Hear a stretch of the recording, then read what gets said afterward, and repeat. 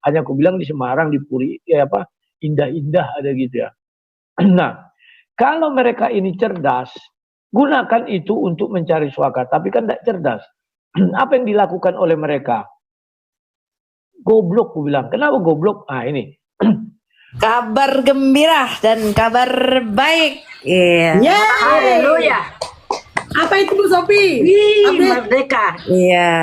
Jadi Bang Edi sudah memberikan DP untuk rumah Apologet ya. Yeay. يا هدي يا بشير يا طبيبي نبي الله خير الخلق جميعا له أعلى المناصب والمراتب صلاة الله سبحان الله. Bismillahirrahmanirrahim. Assalamualaikum warahmatullahi wabarakatuh. Kaum muslimin yang dirahmati Allah, semoga Allah senantiasa curahkan segala rahmat, segala nikmat yang kepanjangan dan tiada kamu hujung di dunia hingga akhirat, insyaallah. Dan Allah pun kumpulkan kita para kaum muslimin di bawah naungan aras Allah beserta para nabi, beserta para orang-orang yang Allah kasihi, Allah sayangi, Allah cintai, insyaallah, di bawah naungan aras Allah kelak di mana tiada naungan selain daripada naungannya, insyaallah. Amin amin Allahumma amin. Kaum muslimin, pada kesempatan malam hari ini saya akan mengunggah sebuah video di mana video ini mengesahkan tentang bagaimana si Rudianes mengesahkan perjalanan donasi karena masih banyak orang mempertanyakan donasi yang dilakukan oleh Rudianes untuk Rudi Simamora ataupun anak kata ini kemana gitu, masih banyak yang mempertanyakan. Dan di sini dia di tempatnya Tamparagi gitu memberikan klarifikasi, jadi tidak ada baku hantam nih. Kurang seru di sini tapi tidak apa-apa. Jadikan aja ini hiburan. Baik, kamu muslimin, demikian videonya. Naik. Salam Bu Sophie, selamat sore di Bali, selamat malam di US. Apa kabar? Kabar gembira dan kabar baik. Iya. Yeay. Haleluya. Apa itu Bu Sophie? Wih, Update. merdeka. Iya. Jadi Bang Edi sudah memberikan DP untuk rumah Apologet ya. Yeay. Fotonya segera akan beredar. Ya, bagus. Puji Tuhan. Haleluya. Sebentar Tuhan lagi mendengarkan doa-doa Abi kita. ya. Abi juga akan membeli rumah anak terong. Anak terong. Anak terang. Oh, terong. Abi Anak terang, katanya gini. anak terong. Ini ada ide bagus Abi. Kita bikin program pembuatan donasi rumah anak terong. Anak terang. Nanti kan waktu tanya, mana anak terangnya? Nah, saya kan anak terangnya katanya gitu Abi. Iya. Gue nih. Mana anak terangnya? Saya anak terang. Saya mau bikin program rumah anak yatim ya. Mana anak yatimnya? Saya anak yatimnya. Ya, Bu, memang aku luar Kenapa biasa gue gak ya. punya ide gitu ya? Kenapa gak punya ide Ternyata gitu ya? begini Bu Sophie. Begini Bu Sophie, izin aku mau potong sedikit. Ternyata luar biasa ya. Edis TV itu beli rumah Apologet, DP-nya jelas ya. Daripada yang dijanjikan 3M tapi DP-nya ndak ada. Ini fotonya tadi saya ambil. Nanti saya bilang Bang Edis dulu ya. DP-nya cash sih, tadi udah dikasih cash. Nah, bagi Anda yang belum pernah melihat dolar segepok, Haleluya. makin ngiri makin panas. Mantap. Puji Tuhan. Ini nggak ada seberapanya Bunda Milo. Kalau Bunda Milo kan disuruh nyairin 30% dari 2M-nya nggak ada duit kan. Nah, ya begitulah. Namanya juga hayalan saja. Hayalan saja. Ya, support untuk Abi juga supaya Abi dan Bunda Sarah segera bersatu. Betul ya Abi? Amin. Katanya Desember mau datang. Aduh Bu Sophie. Amin, amin, amin. Amin, amin, amin. Bu Sophie semangat ya di sana ya. Semangat terus ya. Bu Sarah di itu Bali hanya doakan ya. Ya, sama Bu Sarah itu ketemu saya waktu saya belum punya YouTube itu Abi. Jadi Abi masih di penjara waktu itu. Golda Meir masih kecil si Golda. Anaknya baru 1, makanya gue heran. Kok tiba-tiba nongol Abi ini bener-bener cerot 3 anaknya, buset. Produktif. Nah, Abi ini betul-betul melakukan kejadian 1 ya 26 ya teman-teman. Berkembang biaklah dan beranak cucu lah. Penuhilah bumi. Penuhi bumi ya betul. Oke lah, luar biasa Bu Sophie, kabar baik Dasar. ini ya. Semoga ini menjadi apa ya? Kabar baik, semangat tinggal buat teman-teman juga. karena kan itu kan jumlahnya cukup besar, jadi mungkin ditransfernya bertahap, tetapi DP-nya sudah diberikan. Tadi saya saksinya ya, karena langsung di depan saya dan saya yang mengambil fotonya. Baru lihat ya dolar segepok-gepok gitu. Amin, amin, puji Tuhan. Abi ngiri, Abi pengen kecipratan juga nih. Abi Iya, mah berdoa ada saja. yang iri hati nanti loh. Oh tenang dong, kan sudah disediakan 1 kamar Ada di yang atas iri buat hati Abi. di bawah. Bu Sophie, ada yang iri hati loh di bawah. Jelas dong, banyak yang ngiri kalian, apalagi makin panas.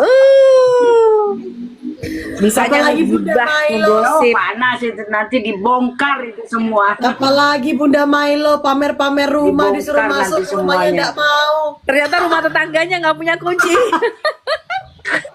Dia pamer rumahnya gedong, tapi nggak bisa masuk rumahnya karena kuncinya dipegang orang. Ya teman-teman, ini apa yang disampaikan Bu Sophie itu, jangan langsung kalian euforia, tetap berdoa ya, berdoa. Saya bilang berdoa aja, berdoa sampai rumah itu benar-benar ada terlihat sama kita, baru kita sama-sama. Rumahnya sudah ada, wong aku udah tahu kok. Iya Bu Sophie, maksudnya kan biar teman-teman tetap berdoa. Rumahnya sudah ada. Kalau seandainya ada yang mau menyumbangkan lagi, Amin, apa-apa, amin, Bang amin. Edis. Karena kata Bang Edis kan Nah. masih ada kekurangan tuh Bu. Ini Bunda Milo nih, Bunda Milo. Iya, ternyata Iya. Bunda Milo ini adalah seorang babysitter. Khusus bagian penyusuan. Penyusuan laki-laki dewasa. Namanya Ridho Al-Kabir. Ya, menyusui laki-laki dewasa sesuai dengan Sahih Muslim berapa tuh? Bu Marsha nih kayaknya yang hafal nih kalau bagian susu menyusui nih. Ya. Tapi nggak tahu ya, apakah masih ada yang mau ya kalau susunya disedot nggak keluar lagi, gimana dong? Ditampung di gelas. 5 kali penyedotan. Nggak, apa yang mau ditampung Abi, orang udah nggak keluar, diperes. Nggak ada kering, nggak bisa. Sudah lebeles. Diperes Sudah udah tinggal beres, nggak peot. bisa alergi. Udah tinggal Sudah kering. peot, sudah nggak ada tulang. Tapi Abi sempat tergoda loh. Abi ini gawat ya teman-teman. Kalau kita nggak ingat-ingatkan, dia ini punya kelemahan. Yaitu kelemahannya adalah jatuh di sudut kerling wanita. Jadi dia tuh, aduh, nih Abi ini benar-benar harus dijagain. Ya, Harus meleset-meleset. dijaga Abi. Iya, meleset-meleset sedikit. Bu Sophie. Hmm. Ya. Bu Sophie, tolong ya jaga Abi ya. Ini saya Bunda serius. Tolong Ya, jaga istrinya Abi lah ya. yang suruh jaga, Saya masa hanya gue. Sudah Bu. Nggak, maksud. Bunda Iva udah ada, Bukan. sudah ada anaknya yang jaga aman. Sudah Yuli yang protek ya, tenang. Sudah tenang. aman. Sekali dia bilang Iya, iya. Riva love you Riva, blokir. Saya blokir langsung.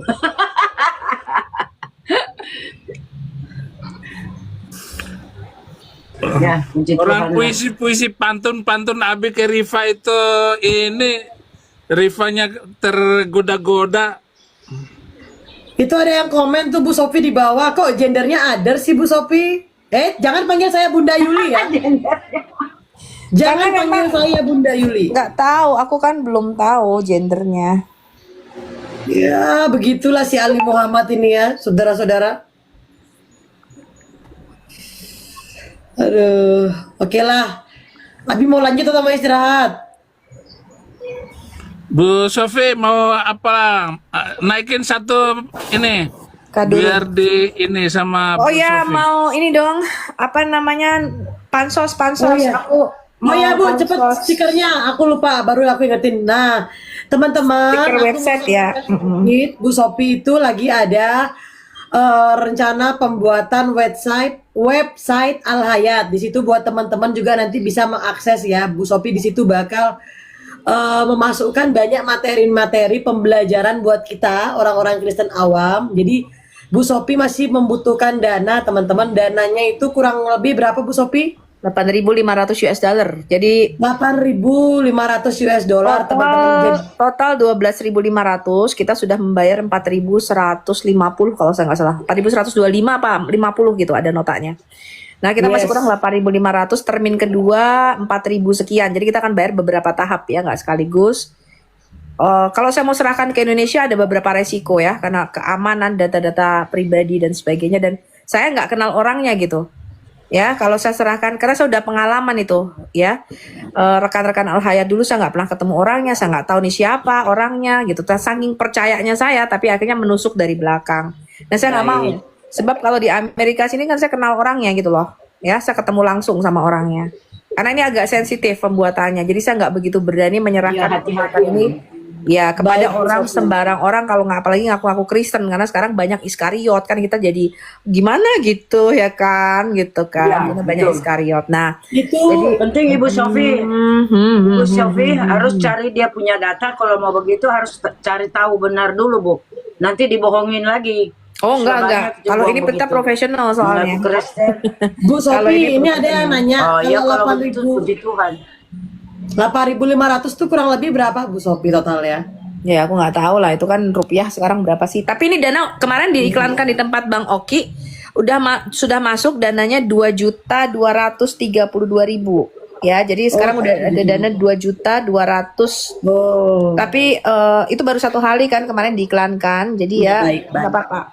Saweria ini bukan saya pribadi ya. Ini hanya kalau yang pribadi saya Patreon. Jadi saya tidak akan ambil dari Saweria ya. Saweria ini khusus kita dedikasikan untuk pelayanan Al Hayat. Ya, jadi nanti uangnya masuk ke situ semua, bukan ke saya. Saya nggak ada ambil 1 sen pun. Ya, sama Yes. seperti dulu waktu kita punya rekening Al Hayat atau tapi atas nama pribadi, itu saya juga tidak pernah mengambil 1 sen pun. Ya, cuman ada resiko, ternyata duitnya selisih ya, hilang juga duitnya ya kan.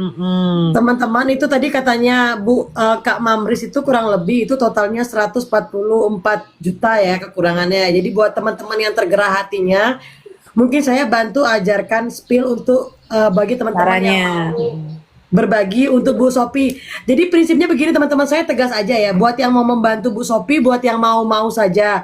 Kalau tidak mau membantu, tidak apa-apa, bantu doa saja ya. Jangan ada paksaan supaya tidak ada narasi-narasi yang tidak baik seperti itu. Jadi buat yang mau tergerak saja hatinya ya.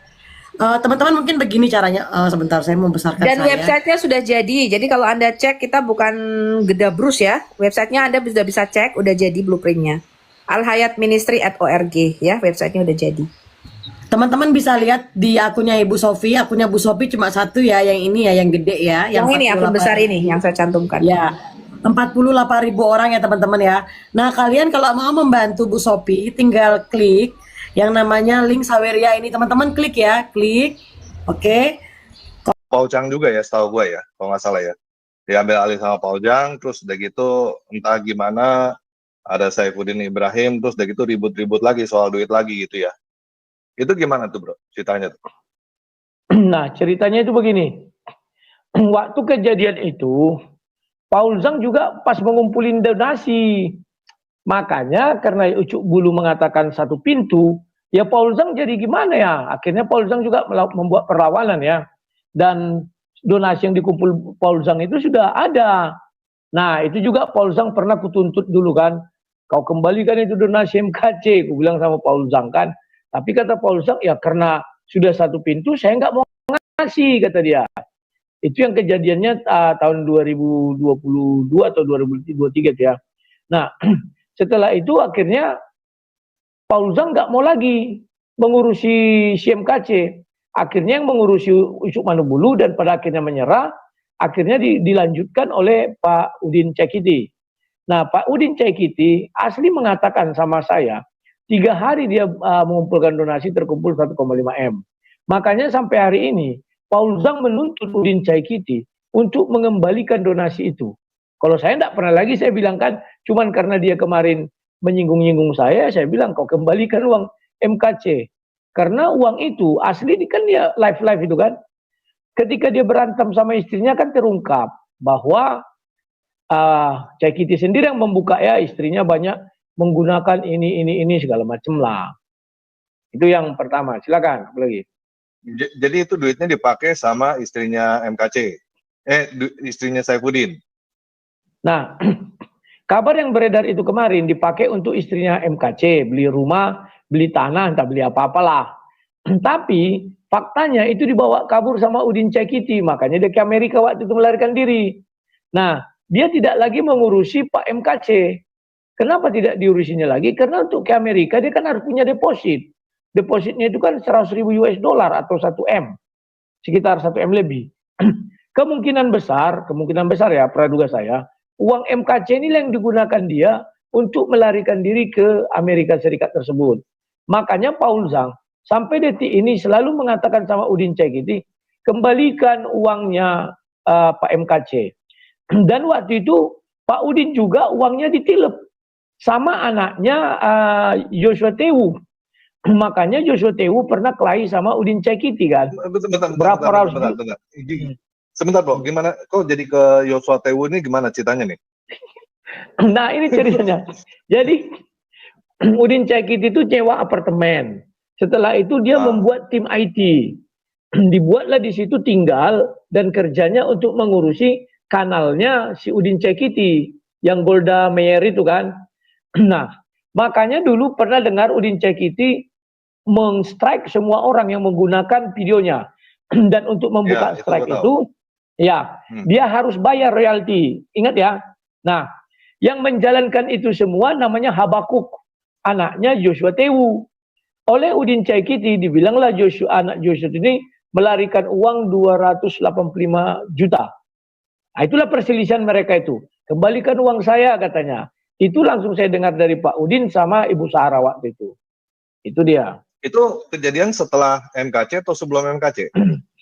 Setelah MKC. Kan waktu itu berlimpah uang itu. Waktu mengurusi MKC uang berlimpah. Jadi mungkin Pak Udin ini saking berlimpah dan waktu itu dia mulai naik, YouTube-nya naik. Makanya dia buatlah studionya di apartemen. Saya nggak tahu apartemen mana ya.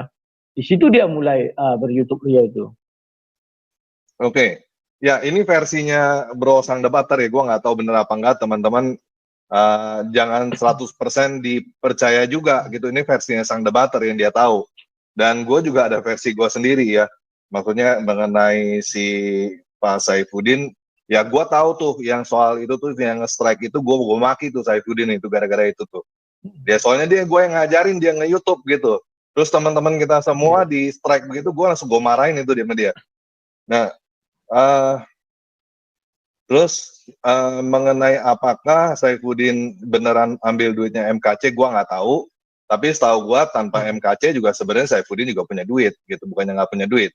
Masalah dia pergi ke Amerika, gue nggak tahu itu pakai duitnya apa atau segala macam, gue juga nggak ngerti. Itu semua masih tuduhan ya, masih tuduhan, dan itu ya kita dengar aja dulu, kita tahu dulu aja gitu. Oh ternyata ada cerita seperti ini. Kita nggak tahu benernya gimana. Oke? Terus ke anak Batak gimana ceritanya bro? Sebentar dulu tempat lagi. Ada satu mengenai Udin Cekiti. Udin Cekiti itu waktu itu memang banyak uang karena dia seorang pendeta dan waktu itu dia mendirikan gereja Murtadin dari 2019. Sialnya uang untuk Murtadin ini juga sudah banyak loh. Tanya Fendi Usman, tahu itu, sama Ibu Fadila, tahu itu. Dan makanya Pak Fendi Usman menanyakan itu sama Udin Cekiti, kemana uang itu kan ya? Itu miliaran juga, nggak nampak. Ya, bukan nggak nampak bro. Gue gini, soalnya gue juga kenal Saifuddin, ya. Dia pernah ngajakin gue ke satu tempat. Nah tempat itu entah dia beli, entah dia sewa, setahu gue cukup gede. Dan di situ ada banyak orang-orang murtadin yang dia ambil, dia rekrut gitu. Dan setahu gue di sana dia entah dia tanaman apa gue nggak tahu.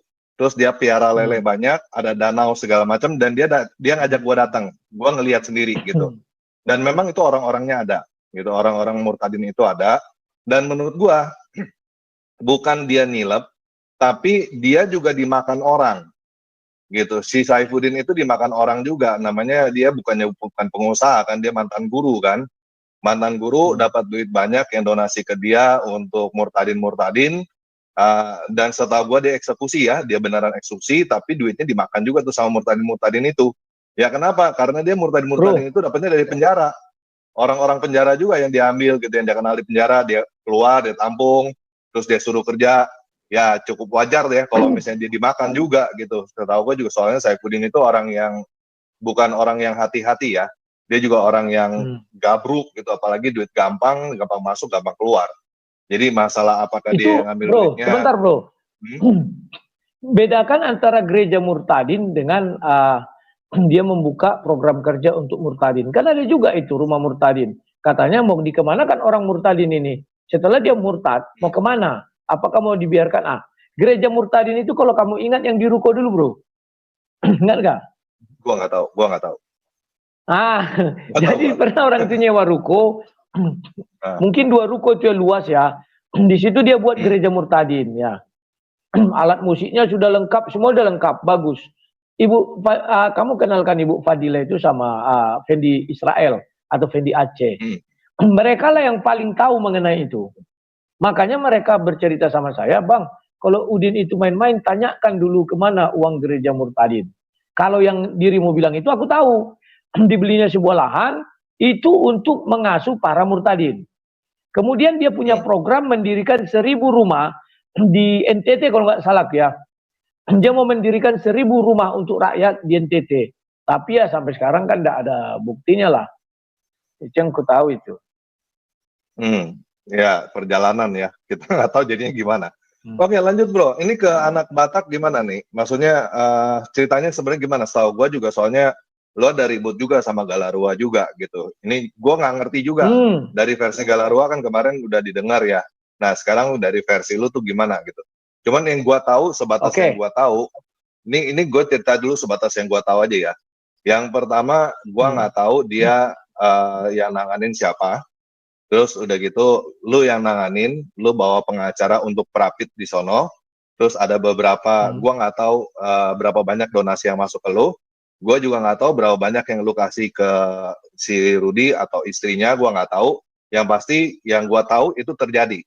Lu memang ngurusin dia punya perapit, terus udah gitu memang ada dikasih uang ke istrinya atau ke si Rudi Simamora. Dan setelah itu gua nggak tahu juga masalah sama Galarua gimana, soalnya si anak Batak kan 2 kali kena kan. Terus yang gua tahu ya terakhir yang si anak Batak hubungi gua minta tolong untuk galang donasi karena dia butuh sidang lagi, dan katanya supaya dia bisa keluar cepat dia butuh 100 juta, itu yang gua tahu. Nah mungkin lu bisa cerita dari versi lu gimana, silakan. Oke, terima kasih. Rudi Simamora setelah MKC, kemudian yang tertangkap tahun 2023 Rudi Simamora. Waktu MKC kami kan ribut dengan kubunya Paul Zhang, juga termasuklah kubunya Galarua. Setelah itu, tahun 2023 mereka menjalin komunikasi dengan saya, Silis Nora. Maka terjadilah kami komunikasi. Sudah. Di dalam komunikasi itu, mereka mengatakan akan membantu Rudi Simamora. Lantas saya bilang, oke, kalau kalian punya sumber daya pengacara, kirimlah ke Medan. Datang dia, kami tidak ada pengacara, belum kami siapkan. Oke. Yang kedua, kalian kan banyak donatur kalian. Kalau kalian punya sumber daya uang, kirimlah ke dia, atau kalau kalian nggak bisa cari pengacara, biar aku carikan. Kedua hal ini tidak bisa mereka penuhi. Dan aku bilang, ya sudah kalau memang nggak bisa dipenuhi. Maka waktu itu kuusahakanlah pengacara untuk Rudi Simamora, namanya Lai Manalu, ya. Kutemukan mereka, Lai Manalu, bantulah ini gini. Malam dia ditangkap, pagi dia ditangkap, langsung diurus Lai Manalu malam. Karena kami mulai kontak-kontakan malam. Yang pertama. Penangkapan yang pertama. Oke. Iya. Ya. Kalau nggak salah, yang pertama itu subuh dia ditangkap jam 3 subuh. Setelah itu paginya kususunlah rancangan bagaimana untuk mengurusi kasus hukumnya. Waktu itu uang belum ada. Kubuatlah open donasi, masuklah bertahap, langsung ku kontak Lai Manalu atau aku live begini, masuk dia kan. Akhirnya ku kontak lagi dia, Like, bisa nggak aku minta tolong? Bisa, tapi uang belum ada ya. Nanti tunggu aku ke Medan, aku kasih lah. Oke, katanya. Waktu itu belum kubayar apa-apa. Mereka mau datang ke rumah Rudi Simamora, minta kuasa di Binjai itu, baru mereka dengan istrinya pergi ke Poltabes.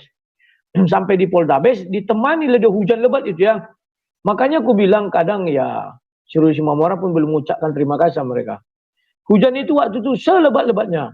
Maulah itu datang, mengurusi dia ke Poltabes, dan mendampingi dia diperiksa waktu itu jam 10 malam sampai jam 2 subuh dia diperiksa. Ya. Nah, kemudian kalau nggak salah 2 hari kemudian berangkatlah aku ke Medan. Sudah ada dana terkumpul. Mereka itu kutanya, kalian ini kan apa, kita nggak usah lah main gratis-gratisan, aku bilang. Karena kalian pasti capek. Oke, kata beliau kan. Akhirnya waktu itu kutanya berapa kalian dana untuk kalian, dibilangnya 30 juta. Oke, kusetujui. Kemudian kubawa lagi pengacara dari Jakarta biar mereka bisa tandem. Kan itu ya. Kutemukan, kami bertemu di Hotel Borobudur, Danau Toba, bla bla bla bla bla, sepakat. Sudah. Nah, jadi strategi yang khusus apa? Pertama lakukan pra peradilan. Dilakukanlah waktu itu pra peradilan, cuman terjadilah bentrok sesama pengacara ya. Akhirnya aku tarik pengacara yang dari Jakarta, daripada ribut kan, akhirnya dia melanjutkan pra peradilan itu. Nah, kemudian Lisnora kan buat laporan dia di Polda Sumatera Utara kan, tentang Julius Setiadi, kan itu, masa lupa. Jadi Lisnora membuat waktu itu, habis itu kan masih dalam kasusnya Rudi Simamora ini, masih berjalan. Julius Setiadi itu yang membilang titik Yesus tak dapat berdiri, hanya aksesoris. Dan digambarkannya dah.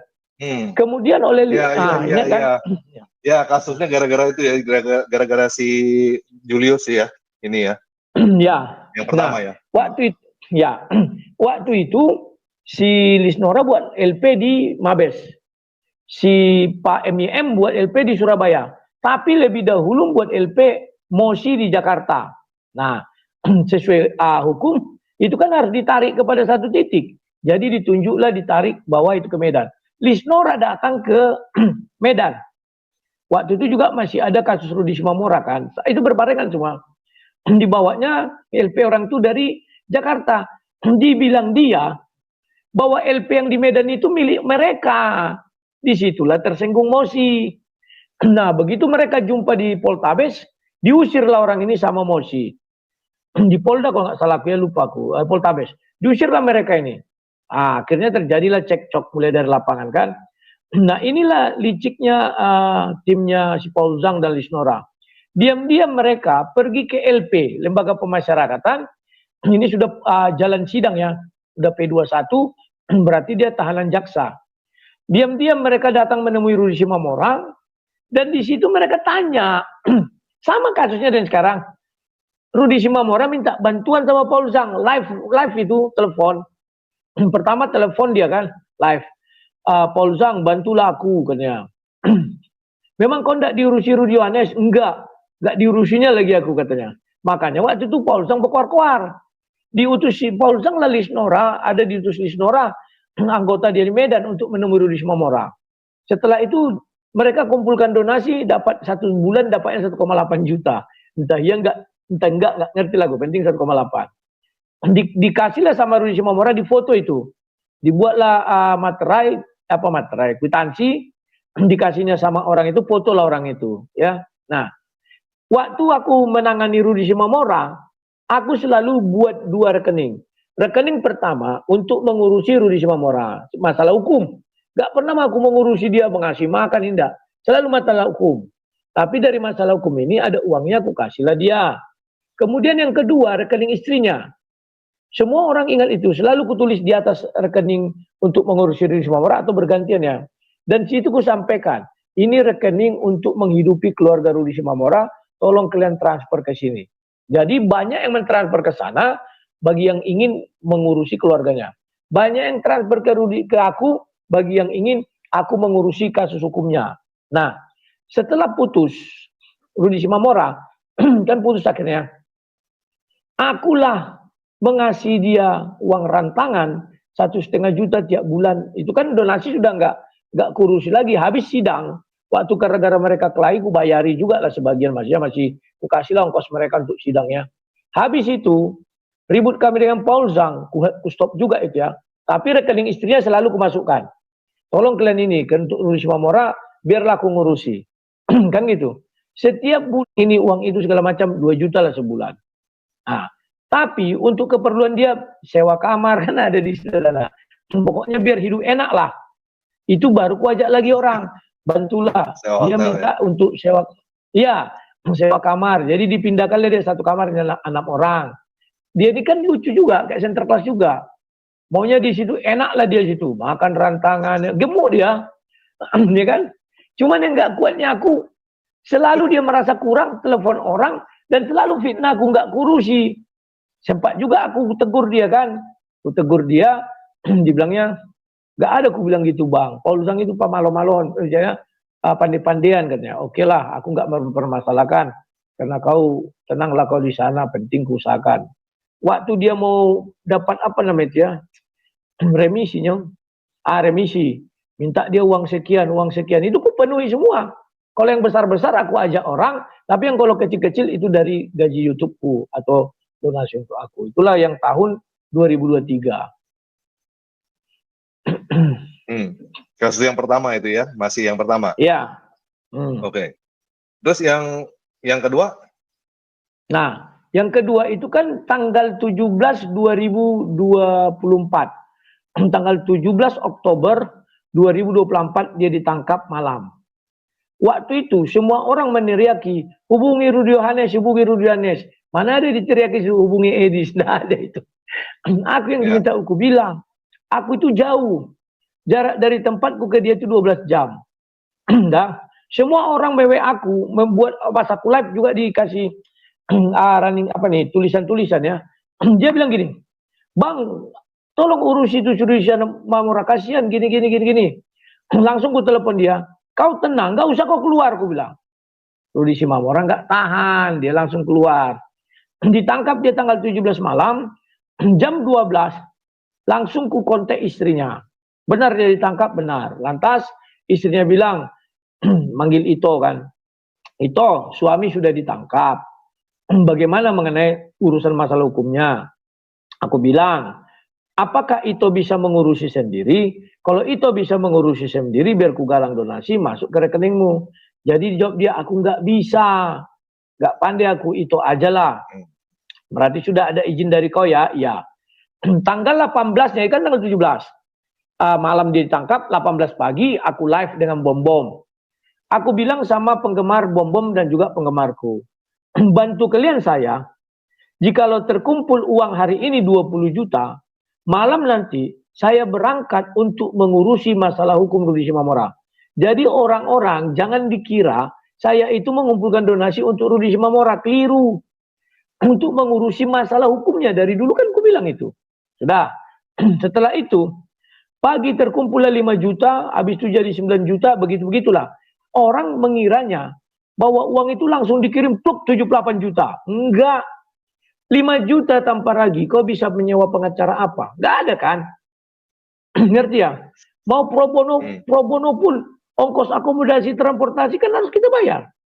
Nah, jadi karena uangnya masih 5 juta nggak bisa apa-apa, aku kontak lah. Kebetulan aku banyak kenalan lah ya pengacara. Tolonglah, bisa kalian urus ini? Bisa. Tapi aku nggak ada uang loh. Ya nggak apa-apa, asallah ongkos, transportasi, akomodasi, makan, minum, laundry, kau urusi katanya. Oke, aku bilang, aku sanggupi. Nah waktu itu pertama aku kirim uang sama mereka hanya 1 juta loh modalnya. Setelah itu aku kirim sama istrinya tanggal 18 itu. Jadi uangku tadi 5 juta tinggal 3 juta kan. Nah sorenya bertambah-tambah jadilah 9 juta. Berangkatlah aku malam ke Medan. Pengacara sudah mendampingi dengan istrinya pergi ke sana sampai jam 11 malam orang itu pulang. Cuman ya kong kali kong lah pas kami orang itu di sana tidak dikeluar-keluarkan, dia kan tidak bisa bertemu. Tapi begitu pulang, kami dari sini ini mau diperiksa. Siapa lagi mau sana, orang udah tidur jam 2 subuh kan. Nah, paginya sampailah aku di Medan ya. Sampai aku di Medan langsung ku jenguk dia ke Polresta itu.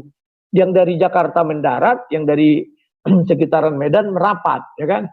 Akhirnya pergilah kami ke Polresta. Di Polresta dia curhat, Bang, kasih dulu aku uang. Gak enak kali air di sini, sangkut-sangkut di leherku. Karena pakai kaporit katanya. Oke, aku hanya punya uang 1,5 juta. Nggak bisa bang, tambahin. Nggak bisa. Karena aku nggak bawa uang cash. Nah inilah dulu, aku kasih 1,5 juta kan. Pulanglah aku. Karena waktu itu kami sekalian minta surat kuasa untuk pra-peradilan. Kalau surat kuasa mendampingi di kepolisian kan sudah. Surat kuasa pra-peradilan kan belum. Itulah kami urus, kami minta, selesai. Nah, biasanya pra-peradilan itu kan langsung keluar nih jadwalnya itu, nggak nunggu lama. Kami tunggulah, dibuatlah di situ jadwal tanggal 4. Tanggal 4 untuk memperkuat barisan kita butuh dokter lah untuk ahli biar gini. Oke. Aku cari dokternya siapa, aku bilang ada dokter ini. Oke. Berapa ongkos mendatangkan dia? Sekian. Ku kasih langsung 9 juta ya. Tambahlah kekuatan kami 2 pengacara dari Jakarta lagi. Dijemput itu ke Silangit, bandar udara. Udah. Setelah itu terjadi, kukira kami tanggal 4 itu langsung main gitu kan. Ternyata enggak. Di situ dibilangnya diundur tanggal 11 tanpa pemberitahuan kan. Katanya belum dimasuk. Itu yang ribut, ada videonya itu kan. Nah, tanggal 11, kuundang lagi orang-orang ini semua, bukan semua ya. Karena ada yang menjaga Medan itu 1 orang lah, 2 orang. Kundang lagi mereka semua datang. 7 orang ini. Kumpul lagi kami, tanggal 11 kita main, tanding. Rupanya tanggal 11 diundur lagi. Dan itu sudah kuservis orang itu, kukira jadi sidang. Per orang kukasih uang saku 2 juta itu karena mau sidangnya. Uang makan 500. Nah, ternyata nggak jadi sidang. Akhirnya bubarlah kami. Pas sidang tanggal 11, dokter itu nggak ikut lagi 2 dari Jakarta. Karena aku nggak punya uang lagi untuk mendatangkan mereka kan. Dan tanggal 30, gara-gara bibir busuknya PC The King, aku bilang, saya hanya menangani sampai pra-peradilan. Di luar pra-peradilan saya stop, nggak mau lagi menangani karena tidak enak. Jadi saya ngumpulkan donasi hanya 12 hari. Itu kira-kira gambarannya, tanpa lagi. Oke. Mungkin saya cerita dari sisi saya nih ya, maksudnya teman-teman juga perlu tahu tentang urusan begini. Karena teman-teman kita banyak yang kena ya, MKC kena, terus si Gracia Pelo kena, terus udah gitu Rudy Simamora kena gitu ya. Nah ini ada beberapa hal yang teman-teman perlu tahu tentang yang nomor 1 ini tentang pengacara, dan yang kedua tentang prapit ya, para pengadilan. Yang pertama mengenai pengacara, ya itu gimana pun juga mereka bilang pro bono atau apapun juga, itu bisa dibilang hampir bullshit lah ya, hampir omong kosong. Tetap aja gimana pun juga perlu duit yang pertama. Yang kedua, setahu saya malah teman-teman kita yang lain tuh diperes gitu. Itu yang gue tahu gitu. Diminta duitnya, pokoknya ada minta duit kurang gitu. Dan gue nggak tahu Gracia Pelo kena berapa, cuman setahu gue itu ada orang-orang yang datengin itu maklar kasus, datengin istrinya, terus minta duit, lu mesti keluarin duit sekian kalau supaya laki lu bisa keluar. Kalau misalnya lu nggak siapin laki lu duit sekian, laki lu ntar nggak keluar nih. Supaya damai, lu mesti siapin duit berapa ratus juta gitu. Nah, itu yang terjadi di Gracia Pelo, dan ini nggak ada hubungannya sama Rudy Yohanes. Itu lu nggak ada urusan sama Gracia Pelo kan? Enggak, tapi aku tahu. Tapi aku tahu masalah itu. Ya. Nah, cuman gue tahu dari isinya gini. Gimana pun juga gue masih menghargai Rudy Yohanes karena dia tidak lakukan itu kan. Dia nggak meres si Rudy Simamora kan buat bayarin si pengacara-pengacara ini kan. Tapi dia minta duit untuk dari penonton-penontonnya dan juga mungkin fansnya Rudy Simamora untuk bantu si Rudy Simamora bayar pengacaranya. Dan masih bagus si Rudy ini kasih duit ke bininya gitu, bininya si Rudy Simamora. Soalnya setahu gua di kasus-kasus yang lain bininya itu, bini teman-teman kita yang lain itu didatengin orang diperes. Gitu, diperes itu dimintain duit supaya lakinya keluar. Nah, ini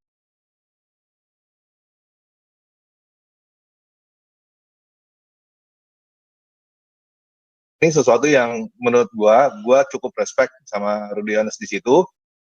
Dan juga isinya gini, pada saat Rudy Simamora terjadi ini, nggak ada yang bantu guys, nggak ada yang bantu Rudi Simamora. Gue sendiri juga nggak bantu gitu, maksudnya gue juga nggak bisa ngapa-ngapain. Gue bisa apa gitu, gue nggak ngerti urusan, gue juga nggak mungkin datengin ke sono. Dan ya waktu itu juga makanya kalau gue juga bilang di salah satu video pada saat itu, lo orang kalau mau dukung ya silakan ke Rudy Yohanes, nomor rekening Rudy Yohanes sekian. Terus gue juga kasih tau tuh nomor rekening yang pokoknya ada di lu lah gitu, ikutin maunya lu aja. Soalnya setahu gue kan lu yang nanganin kan waktu itu kan. Itu masalah itu jadi masalah kalau ditangkap gini teman-teman perlu tahu ya. Dan juga ini ada satu kasus lagi yang teman-teman semua nggak tahu, tapi gue tahu. Ada teman kita juga, YouTuber juga yang kena. Masalahnya masalah kesaksian.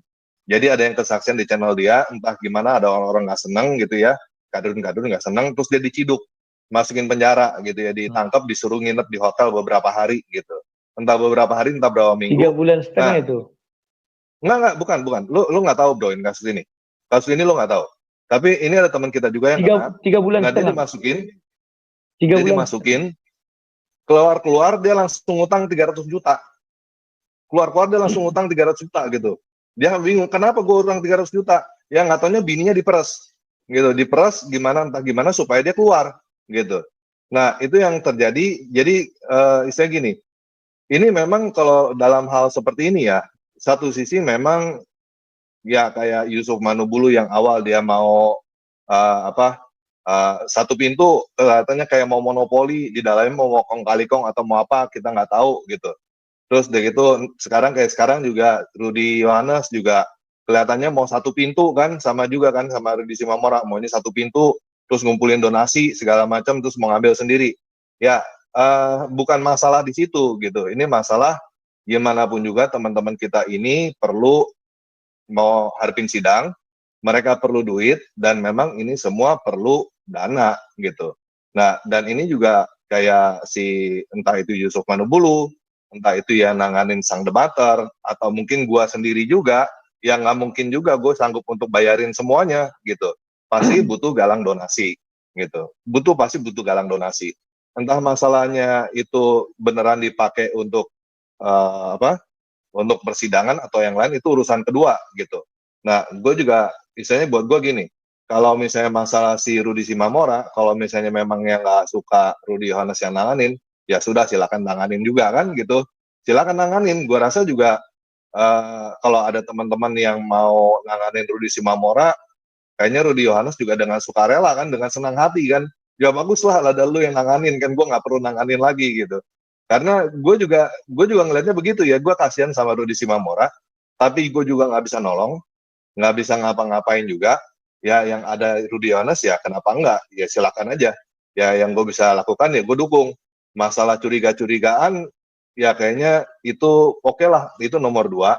Yang penting selamatin si Rudy Simamora dulu kan. Yang penting kan itu, daripada dia nggak ada yang belain, daripada dia kagak ada pengacara terus dateng orang maklar kasus dimintain duit ratusan juta bininya, itu lebih parah lagi gitu.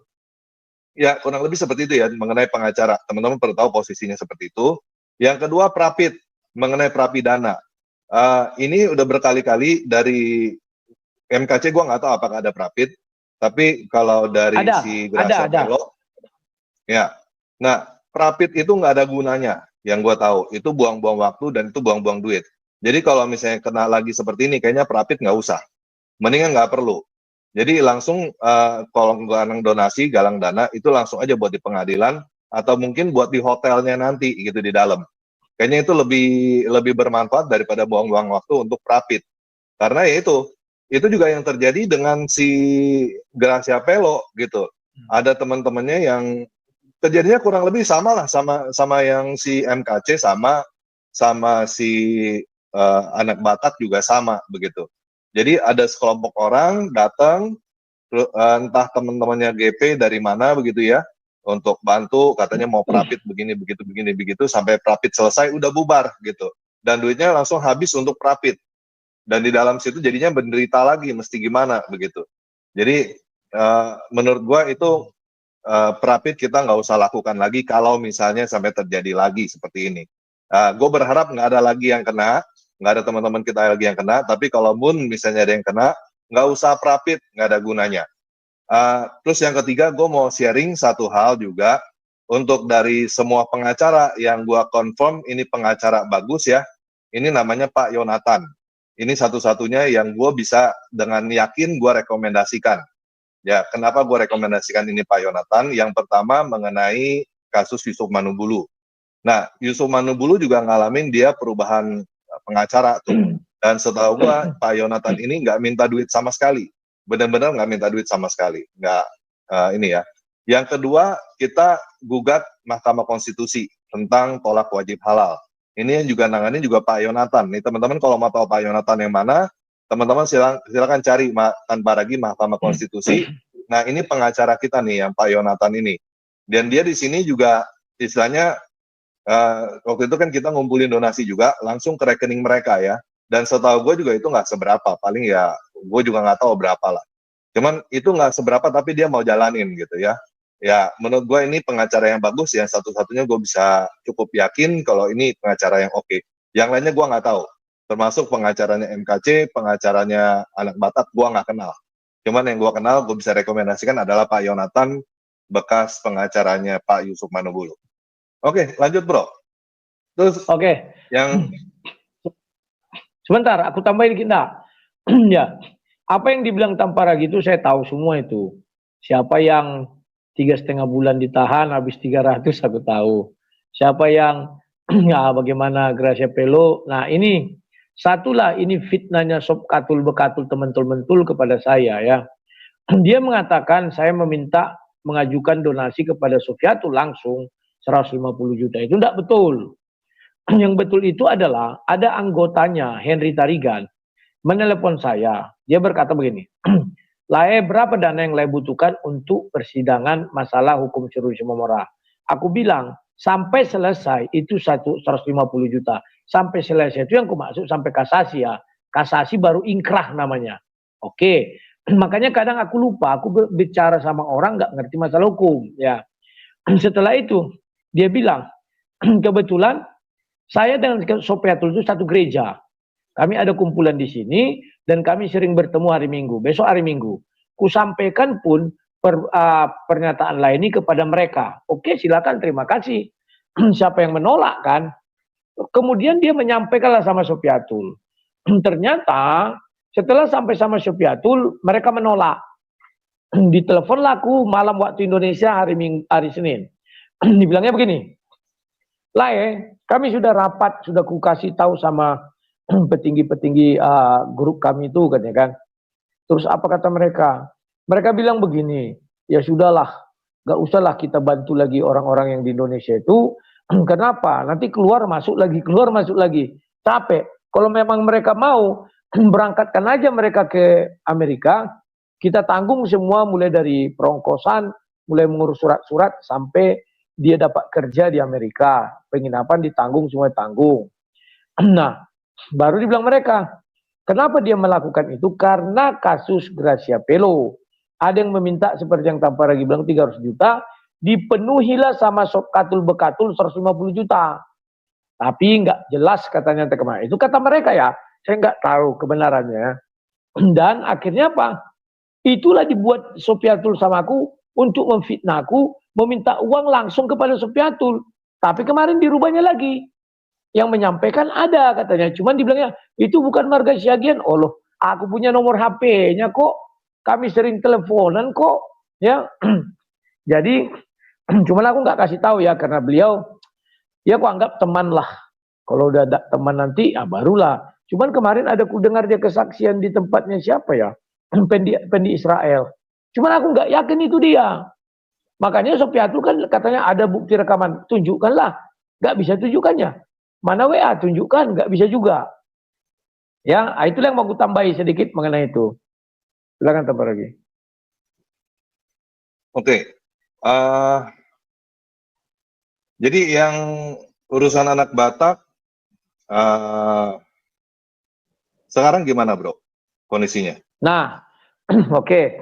Urusan anak Batak, setelah kami kalah pra-peradilan itu tanggal 20, tunggu lihat, 4, 11, 18, 25 lah.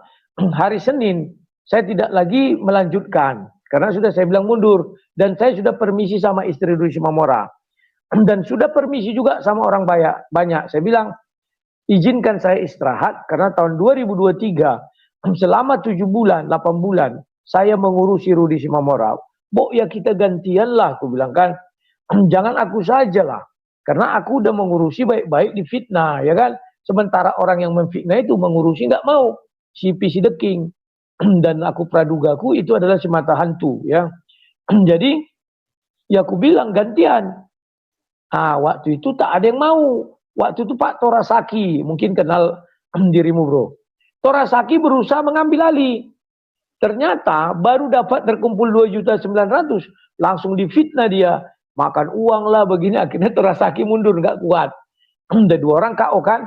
Adalah ibu itu namanya si Mawar Hitam, Mawar Merah. Baru Silaban, cuma aku nggak kenal ya. Akhirnya itulah yang ngambil alih. Yang diambilnya uang waktu itu dari Pak Torasaki 1,5 juta, dikasihnya sama Rudi Simamora pakai kwitansi itu ya. Nah itulah yang terjadi ya. Nah sampai si Rudi Simamora putus sidangnya, ibu itu yang mengurusi. Tapi beliau kan karena maklum ya nggak terkenal lah. Padahal dia yang mengelola apa itu kan ada kanal yang bilang chef anak Batak, saya nggak ada yang peduli karena TikToknya sedikit ya. Nah saya tidak pernah menanya berapa kau dapat ini, nggak ada kutanya ya. Cuman waktu itu ada seorang yang mengatakan Rudi Simamora meminjam uang 70 juta. Tetapi dia hanya punya 60 juta. Dikirimlah itu ke istri Rudi Simamora. Yang kusesalkan dari anak ini, karena ada uang babi. Waktu itu kami kan tanam saham itu semua ya. Aku memang dikasih orang lah. Uang apa? Tanam saham kan. Uang babi. Uang babi kan dia punya peternakan babi tuh. Digalangnya donasi, ya kan? Digalangnya donasi, bukalah dia peternakan babi. Pertama kali dia terjual 285 juta. Nah, dia buat kandang, katanya habis semua. Kandangnya itu kecilnya, aduh, aku bilang, mana habis segitu, kau banyak kali apa kau bilang. Datang dia, oh ya masih ada sisanya bang, 115 juta. Kalau nggak salah ya. Oke, kau bagilah ini sama orang yang menanam saham sama kau 60 juta. Tanggung kali bang, nggak apa-apa. Yang penting dilihat orang kau punya hasil gitu kan. Belum dibaginya, 3 hari kemudian itulah dia ketangkap. Jumpalah kami di PN, di Polresta. Ku bawa istrinya.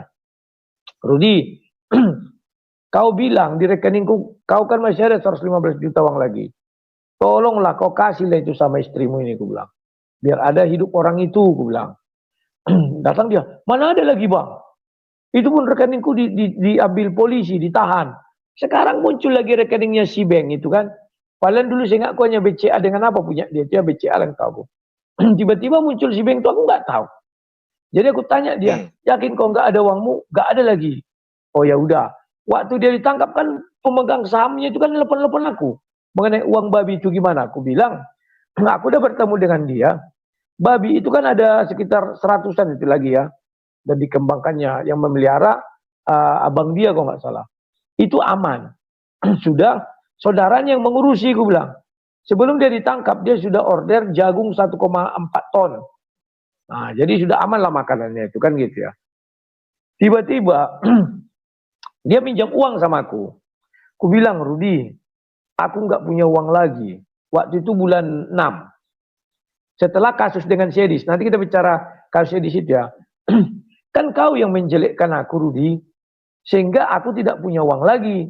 Dari mana lah aku dapat uang 15 juta? Aku bilang kan, aku pinjam pun bang. Dari mana mau kau membayar uangnya?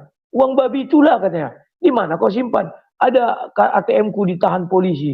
Di situ uang itu semua berapa? Adalah. Nah, ibu yang meminjamkan 60 juta ini mengatakan 285. Aku menurutku 115. Karena terakhir itu pembicaraan kami. Sorry, 185. Ya, cuman dibuatnya untuk 50, untuk 60 dibagikan lah, aku bilang kan. Tinggallah berapa itu? 125 lagi untuk kalian, aku bilang kan. Jadi dia berpikir, ada bang, nggak usah takut kau katanya. Ya udahlah, kalau gitu aku nggak punya uang, apa boleh buatlah. Kali ini nggak bisa aku membantu kau. Kan 2 kali kau lakukan ini sama aku bilang. Sekarang aku nggak punya uang, aku bilang. Kalau dulu belum berpengaruh lah waktu kau ke Paul Zhang itu, aku bilang. Tapi yang kau lawan, yang kau ajak bicara ini sekarang kan si Edis. Makhluk paling populer jagat raya antariksa luar angkasa, aku bilang. Gak akan ada orang mendengar cakapku Rudi, aku bilang. Waktu itu bulan 5 aku gak mau melawan si Edis kan. Nah, itulah kisahnya itu pertama. Silakan. Terus masuk ke Edis ini gimana nih ceritanya nih? Kenapa jadi ribut sama Edis? Nah, inilah. Edis kan sudah merasa di puncak tertinggi dari rantai makanan. Dia terada di puncak. Jadi, Rudi Simamora menelepon sama dia minjam uang 15 juta untuk mengurusi kasasi atau kasasi kayaknya. Karena banding dari ibu itu udah dapat 60 ya. Kasasi. Sudah. Untuk mengurus kasasi, bantulah aku dulu katanya. Oleh si Edis dibilangnya begini. Lah kalau uang itu aku nggak ada lah, udahlah pinjam katanya. Kalau minjam, bagaimana aku mengurusnya itu nanti? Bukan nggak mau kasih, aku kan lagi di luar negeri. Ini lucunya ya, meminta nggak mau, minjam boleh. Setelah itu disampaikannya sama si Rudi Simamora. Lah masa nggak ada kau uang katanya? Nggak ada lagi lah katanya. Setahuku Rudi Yohanes memungut donasi untuk kau katanya. Nggak ada kau selama di penjara dikasihnya uang. Orang tuh bicara bulan 5. Si Edis kan nggak tahu aku bulan tanggal 30 Oktober sudah berhenti. Tanggal 1 November ku ulang. Ku selesaikan sisa uang ini untuk rapid sampai tanggal 25 November. Nah, si Edis kan nggak tahu itu. Di otak si Rudi bahwa aku sampai mereka bicara masih ngumpul donasi. Di otak si Edis bahwa si Rudi itu selama di penjara mulai dari Polrestabes sampai ke LP nggak pernah aku kasih uang 1 rupiah pun.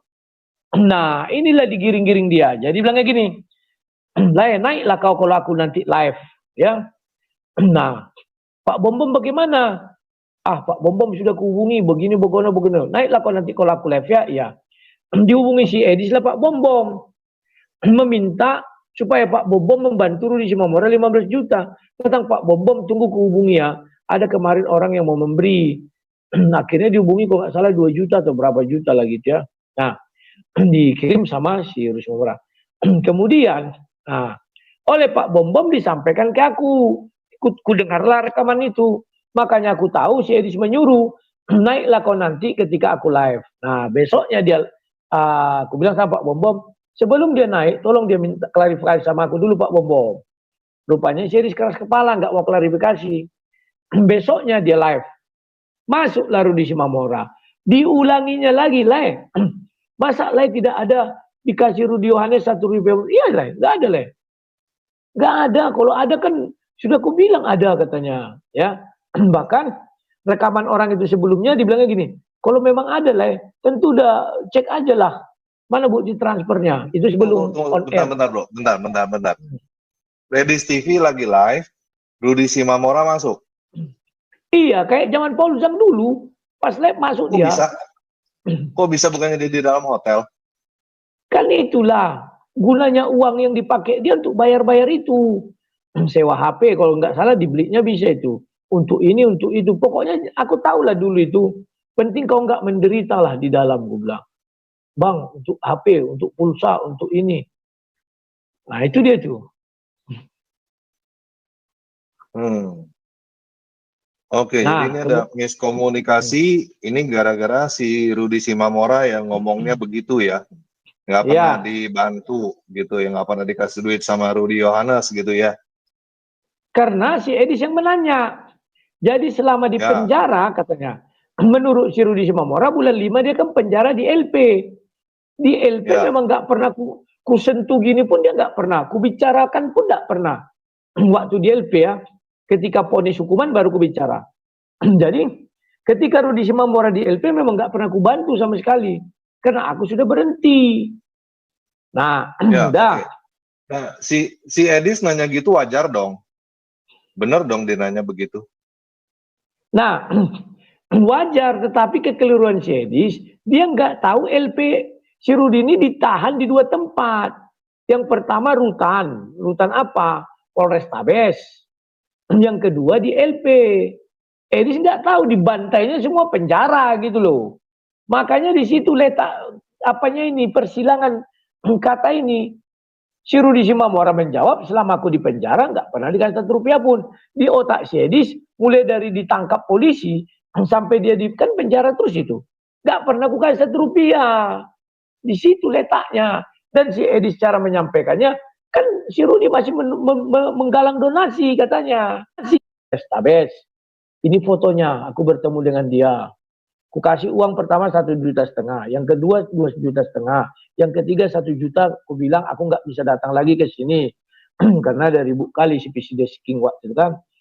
Dah, itu dis, ada aku kasih waktu dia di penjara Polrestabes. Oh gitu bang, iya.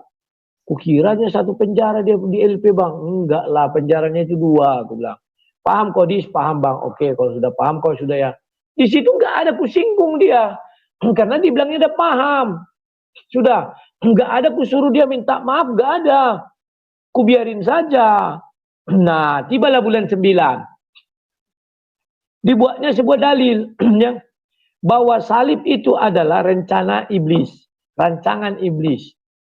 Ditantangnya semua orang. Ya aku merasa tertantang dong Pak. Tadinya aku sudah jarang live.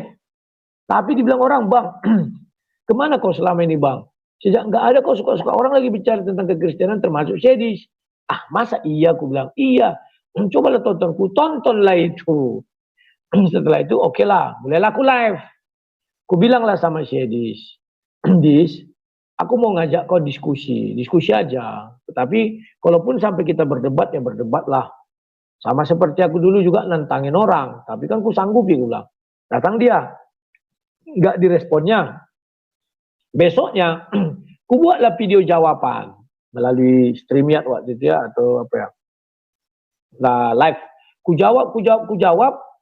Besoknya dia muncul. Dibilangnya gini, kalau ketawa kan gitu. Rudi Yohanes, kalau mau berdebat sama Edis, urusi dulu. Nah, urusi dulu anak Batak. Kau makan donasinya itu kan sampai dia tidak dapat Rp1 pun. Kan berkhianat dia sama aku kan. Bulan 5 aku tanya, kau mengerti katanya. Tapi bulan 9 yang katanya mengerti tiba-tiba mendadak nggak mengerti lagi dia. Nah itu yang kesalnya aku. Oke, gini bro, gini. Gue mau ambil tengah ya. Jadi gini loh. Kalau misalnya gue jadi Edis juga, misalnya gue jadi Edis ya, gue kenal sama lo, gue kenal sama si anak Batak. Oke, lu bilang lu kasih anak Batak duit, anak Batak bilang nggak terima duit sama sekali dari lu, kan intinya itu kan. Gue juga bingung bro, gue juga nggak tahu gitu loh. Mesti percaya lu atau gue masih percaya anak Batak? Bener kan? Kan jadinya begitu bro. Iya. Makanya aku bilang tadi, karena kalimatnya itu loh, ya. Jadi selama di penjara katanya. Waktu itu si Rudi kan lagi di penjara itu. Tapi penjara LP. Tentu jawab si Rudi. Waktu jadi selama di penjara lah nggak ada dikasihnya uang. Nggak ada. Rp1 pun nggak ada. Karena waktu dia diajak bicara, dia lagi di LP. Bukan di rutan. Kalau di rutan kan penjara juga itu.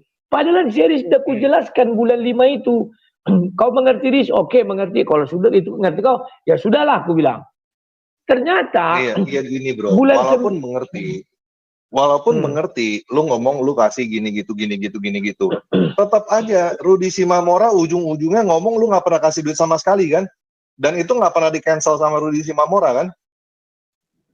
Nah, kan gitu. Sebenarnya sudah dibilang Rudi Simamora. Semua orang juga bisa gini deh.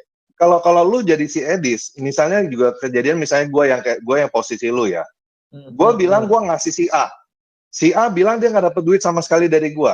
Lu mau percaya sama siapa kan juga lu bingung bro. Nah, walaupun lu ngerti gitu, walaupun kan lu ngerti gitu, gue ngomong gue kasih duit. Si A ngomong iya, dulu juga ngerti. Si A ngomong dia nggak pernah dapet duit sama sekali dari gue. Kan intinya kan begitu. Ya lu kan juga pasti kan bingung kan, lu mau percaya sama siapa gitu loh. Lu juga kagak tahu kan lu yang ada di sono gitu. Kalau saya nggak bingung tanpa lagi. Kenapa? Kan saya tahu aku pra-peradilan. Tahu dilihatnya live itu. Tapi bukan itu yang aku sesalkan. Yang aku sesalkan gini. Waktu bulan 5 itu sudah aku jelaskan segampang-gampangnya, sepelan-pelannya.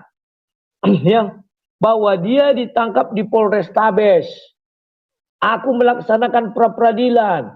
Untuk mengurusinya itu aku sewa pengacara, bukan sewa lah ya. Aku kumpulkan pengacara itu pro bono. Tapi akomodasi, transportasi semuanya harus kutanggung, ku bilang. Paham Kodis? Paham. Ya sudah kan jadi tutup kasus bulan 5 bro. Enggak ada ku perpanjang sampai bulan 9. Bulan 9 digiringnya lagi bicara dengan kalimat lain. Dibilangnya ku habisi donasinya. Ku ocop, tidak dikasih 1 rupiah pun. Besoknya berapa hari lagi, akhirnya aku menjawabkan. Akhirnya dia bilang, apa pra-peradilan? Pra-peradilan kok habis 78 juta. Pra-peradilan kan hanya menulis surat ke hakim. Bahwa ada penangkapan yang salah. Aku bilang lah, aduh kau pede kali lah kau jadi orang bodoh. Aku bilang lah kan. Sejak kapan pra-peradilan itu bisa surat-suratan kayak surat cinta? Yang dilawan itu polisi, aku bilang lah. Itu namanya pra-peradilan. Bukan kita menyuris. Kan malu dia situ. Karena dia malu nggak bicara lagi kan. Tapi dia sudah kuingatkan, tunggulah si Rudy Mamora keluar. Baru klarifikasi lah. Lagian apa urusanmu, gue bilang. Harusnya kau bilang, biarlah nanti itu urusan Rudy Mamora dengan Rudy Yohanes. Kita lihat nanti. Kan selesai. Ini sok-sokan dia berada di tengah-tengah. Nggak ngerti dia proses hukum. Makanya dia di DO dari Fakultas Hukum. Karena memang bodohnya itu tidak ketolongan. Apa pra-peradilan kan hanya tulis surat. Tulis surat, terus dikasih ke hakim. Hakim nanti, aduh, entah apalah ceritanya ini aku bilang. Yang bulan 5 tanpa lagi, itu sudah tidak aku permasalahkan. Yang sekarang digiringnya banyak cerita. Paham ya? Silakan. Oke. Ini jadi gara-gara miskomunikasi, terus tersinggungan lagi urusannya, tuduh-tuduhan lagi, curiga-curigaan lagi ya. Ayo. Harusnya, Menyedihkan ya. kalau dia harusnya begini tanpa lagi. Kalau dia bijaksana, bulan 9 itu ngapain harus jungkitnya lagi itu? Karena dia menyerang aku nggak bisa. Wajah debat nggak bisa, maka diserangnya pribadiku. Nah, di situ aku nggak terima. Paham ya? Andai kata bulan 5 itu dia bilang, nggak mau aku berdebat sama Rudy Yohanes, masih segini ku dia. Ku terima. Artinya dia menyerang aku dengan bahwa aku nggak ada pengetahuan untuk itu. Ini diserangnya pribadiku. Kau ocop. Ocop itu artinya isap. Kau makan, Rudy Iskariot. Iskariot langsung dicapkannya ke aku. Memakan donasi anak Batak, gini-gini. Padahal bulan 5 nggak ada kutanggapi lagi. Bulan 5, bulan 6, bulan 7, bulan 8, bulan 9. 5 bulan nggak ada kutanggapi. Bentar. Bukannya ngomongan Rudy Iskariot itu setelah lu bongkar-bongkar identitas orang, bro? Belum. Sebelum itu. Makanya aku bilang jengkel kali aku lihat dia ini. Gara-gara aku tantang dia debat, dia nggak mau diungkitnya Rudy Mamora. Lantas ku buat video-videoku, dibilang aku Rudy Iskariot. Makanya aku jengkel kali lihat dia itu. Aku bilang oke lah, Iskariot aku ndak marah Yudas. Kenapa? Yudas itu kan masuk surga, aku bilang. Dia mau mencoba seperti sebentar bro. Si Edis mau mencoba seperti aku. Ditantangnya doktor Esra Soro, MYM, sama Perbum Peritatis. Perbum Peritatis mengejar dia ke ekstrimnya gini. Pura-pura nggak tahu dia, pandai di backstage dia kan. Terus setelah itu dibilangnya gini, takut kan, takut pendeta itu. Kan ini kurang sportif. Dia ditantanginya orang datang mau nantang dia, dibilangnya takut. Padahal dia tidak mau menaikkan orang itu. Kalau seperti aku dulu waktu mengatakan Yudas ke surga, kan ku izinkan semua orang menguji dalilku. Anam doktor, anam-anamnya kan kau aku buat. Terakhir Budi Asali. Nah kalau kau nonton itu bro, ada terakhir aku main dengan Budi Asali. Sampai nggak bisa bicara dia. Jangan kayak series, ditantangnya orang datang mau meminta klarifikasi atau mengajak dia diskusi. Malah dia ejek-ejeknya semua orang. Kan lucu. Nah itu aku nggak sukanya di situ bro. Yang bulan 5 sudah kulupakan itu. Mana ada kungki-ungki lagi. Silakan. Oke, itu masalah itu dia nyerang lu pribadi, ya itu lu punya bagian lah ya. Cuman menurut gua sih lu sampai bongkar identitas orang juga nggak bener juga lah bro, mestinya nggak begitu lah. Oke, itu aku jelaskan ya. Ku ingatkan dia. Masih ada WA kami, Dis. Kau janganlah begitu. Kalau aku apa panik, Dis. Aku tahu tempat kau, ku spill nanti baru tahu kau, ku bilang. Kan dia nantangin. Aku di Amerika katanya. Silakan aja. Kan dia nyuruh silakan. Oke, ku bilang. Manfaatkanlah ini dengan baik, ku bilang. Ku spill alamatnya itu. Kalau dia orangnya cerdas, dia akan gunakan itu untuk cepat mendapat suaka. Dibawanya lah itu ke Amerika. Bapak Amerika, ini orang sudah di-spill alamatku. Aku di situ. Kan begitu untuk cepat. Aku terancam begini begono. Tapi otaknya kan tidak ada. Pergi dia. Dari Los Angeles pergi dia ke California. Aku tahu. Dia ke California kan ke gereja Advent. Gereja Advent itu salah satu jemaatnya kan ada Namboru, Boru Tagalung. Setiap dia buat video ada kuliah si Udin, ada kuliah si Edis. Jadi aku tahu dia kemana pergi kan. Oke. Ikut-ikutan Udin Cekiti. Ku ingatkan. Dis. Ingatkan dulu Udin Cekiti dulu. Jangan nanti sampai ku bongkar-bongkar juga rahasia dia. Ngeyel. Entah disampaikan si Edis aku nggak tahu. Ku bongkarlah foto itu, foto syur itu kan. Foto terlelap di bangkuan seorang wanita itu. Demikian juga Sob Katul Bekatul. Orang ini kan merasa karena di Amerika, nggak tahu orang ini. Hanya aku bilang di Semarang, di Puri, ya apa, indah-indah ada gitu ya. Nah, kalau mereka ini cerdas, gunakan itu untuk mencari suaka. Tapi kan tidak cerdas. Apa yang dilakukan oleh mereka? Goblok, aku bilang. Kenapa goblok? Ini. Gara-gara si Rudi, gereja sudah dirusak orang. Kan tidak ada otaknya membilang gitu. Sempat dia, kan ku tuntut. Mana bukti CCTV-nya ada enggak? Kan tidak bisa tunjukkannya. Kalau memang dirusak orang, pergilah kau ke Amerika sana, polisinya. Di situ CCTV semua. Sebentar itu ditangkap, ku bilang. Dia membuat trouble sendiri pada dirinya. Kalau dia begitu kawan, harusnya justru sekarangnya cerita, ada yang mau ngasih 3M, kami mau di sniper, kami mau ini. Pergi ke Amerika itu, bilang nyawa saya terancam Pak. Nah, demikian tadi kamu Seminde, yang dimana curhatnya si Rudi Hanes dan juga pengakuan si para penghujat ini ya, yang dimana mereka memberitahukan bahwasanya rumah anak kumpul kebu rumah kumpul kebu ini sudah di DP katanya. Jadi orang-orang itu sibuk ya, mau bikin segala macam ini itu ya, untuk memberikan persiapan untuk berapologet. Apologet itu apa gitu ya? Kalau hanya untuk menghina-hina itu bukan apologet.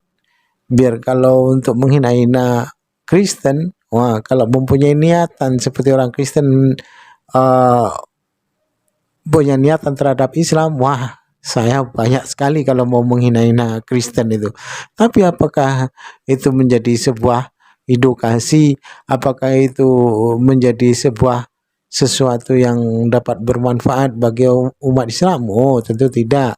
Malah akan dicap buruk ya. Umat Islam akan dicap buruk karena membuat suatu narasi ataupun memberikan informasi yang sifatnya membenci ya. Jadi ya, walaupun itu dalil-dalil yang akan kita sampaikan sebagai hujatan ya kan, tapi tetap saja konotasi ketidakbaikan itu tetap ada ya. Kita akan dianggap membuat narasi-narasi palsu, kita akan dianggap membuat narasi-narasi kebencian. Jadi tidak ada gunanya kan gitu ya. Nah, kalau Kristen membuat itu memang sudah dari dulu memang begitu ya. Dan ini bukan pertama kali ya, bukan kali pertama, sudah berulang-ulang yang pada akhirnya pun mereka tenggelam dengan sendirinya. Itu dapat saya pastikan ya, karena menjadi sebuah contoh yang lalu-lalu bahasanya para penghujat Islam nih yang ada di luar negeri maupun yang ada di dalam negeri, mereka semuanya tenggelam dengan kenistaan. Itu sudah menjadi bukti dan nampak oleh mata kita hari ini ya. Siapa-siapa saja ya, bahkan Christian Prince pun sudah tidak ada gambarnya lagi sekarang. Kemana dia ya, tuh sudah tenggelam dia. Banyak orang-orang Kristen yang menghina-hina Islam itu yang pada akhirnya mereka tenggelam dengan sendirinya gitu. Baik kaum muslimin, mungkin hanya itu saja yang dapat saya sampaikan dan saya Ribdu Sani. Wassalamualaikum warahmatullahi wabarakatuh. يا هدي يا بشير يا طبيب